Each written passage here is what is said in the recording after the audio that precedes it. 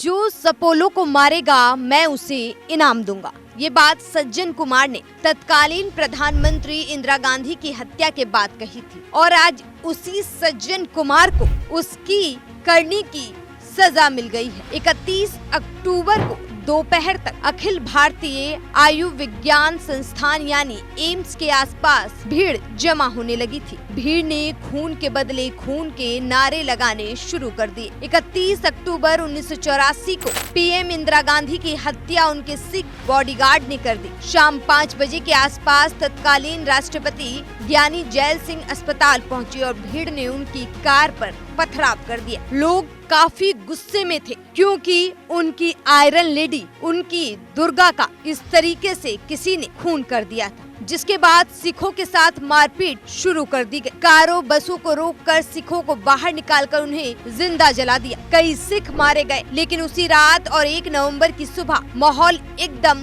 खूनी हो गया। हाल ही में दिल्ली की एक अदालत में 1984 के सिख विरोधी दंगों के एक मामले में कांग्रेस नेता सज्जन कुमार को दोषी ठहराया था। दिल्ली के राउज एवेन्यू कोर्ट ने 25 फरवरी 2025 को सज्जन कुमार को उम्र कैद की सजा सुना दी। हालांकि सज्जन के लिए मौत की सजा की मांग की गई थी। सज्जन पर 1984 में दंगों के दौरान सरस्वती बिहार में जसवंत सिंह और उसके बेटे तरुणदीप सिंह की हत्या का दोषी पाया गया था। वो पहले से ही दिल्ली कैंट मामले में आजीवन कारावास की सजा काट रहा है। प्रधानमंत्री इंदिरा गांधी की हत्या 31 अक्टूबर 1984 को नई दिल्ली के सफदरगंज रोड स्थित उनके आवास पर सुबह करीब 9:30 बजे की गई थी।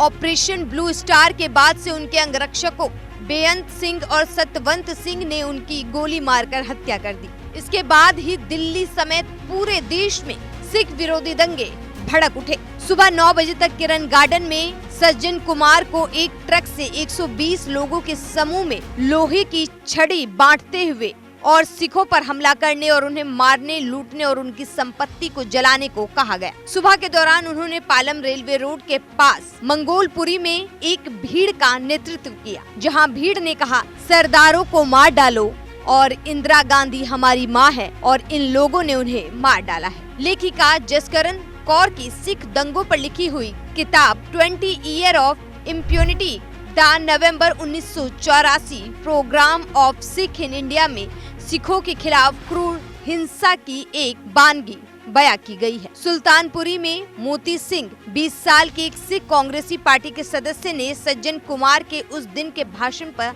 जिक्र किया, जो भी सपोलो को मारेगा मैं उन्हें इनाम दूंगा। जो कोई भी रोशन सिंह और बाघ सिंह को मारता है उसे हर एक को 5000 रुपए और किसी दूसरे सिख को मारने के लिए 1000 रुपए मिलेंगे। आप 3 नवंबर को मेरे निजी सहायक जयचंद्र जमादार से ये पुरस्कार ले सकते हैं। किताब के अनुसार केंद्रीय जांच ब्यूरो यानी सीबीआई ने अदालत को बताया कि दंगे के दौरान सज्जन कुमार ने कहा कि एक भी सिख जीवित नहीं रहना चाहिए। सीबीआई ने दिल्ली पुलिस पर दंगे के दौरान अपनी आंखें बंद रखने का आरोप लगाया, जिसे योजनाबद्ध तरीके से अंजाम दिया गया।